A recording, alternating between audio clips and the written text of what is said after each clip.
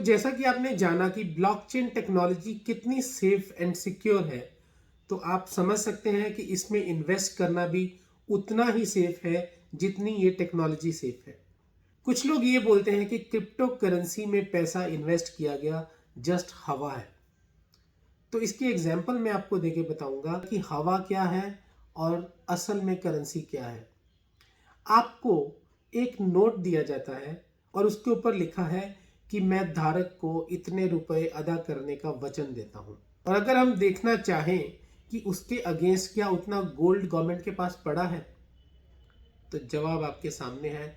दूसरी एग्जांपल, हमारा पैसा अगर किसी बैंक या फाइनेंशियल इंस्टीट्यूशन में पड़ा है, तो किसी भी कारणवश अगर उस फाइनेंशियल इंस्टीट्यूशन को अपनी भी किसी गलती के कारण लॉस होता है, तो वो इंस्टीट्यूशन या बैंक आपको सिर्फ 5 लाख ही देगा, चाहे आपका पैसा जितना भी पड़ा हो वहां पे।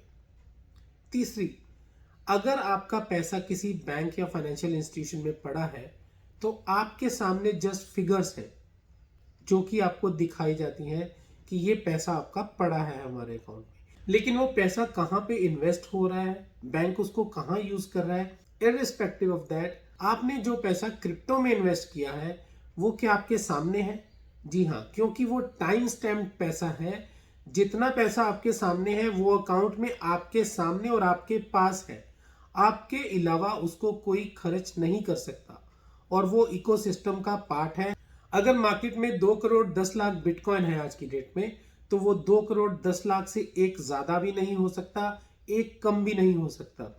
और उसमें से अगर एक भी आपके पास है तो वो आपका है, उसको कोई यूज नहीं कर सकता at any point of time. उसमें ऐसा नहीं है कि आपका पैसा बैकग्राउंड में कहीं और पे इन्वेस्ट हो रहा है लेकिन आपके सामने फिगर है। आपके सामने एक्चुअल पैसा है, उसका पार्ट है। अगर कोई खर्च करेगा तो आप ही कर सकते हो। चूंकि ये टेक्नोलॉजी डिसेंट्रलाइज्ड है तो इसमें किसी और की इंटरफेरेंस नहीं है। आपकी चीज सिर्फ आपकी अथॉरिटी के साथ ही खर्च की जा सकती है या ट्रांसफर की जा सकती है, क्योंकि उसकी सिक्योरिटी की सिर्फ आप ही के पास है।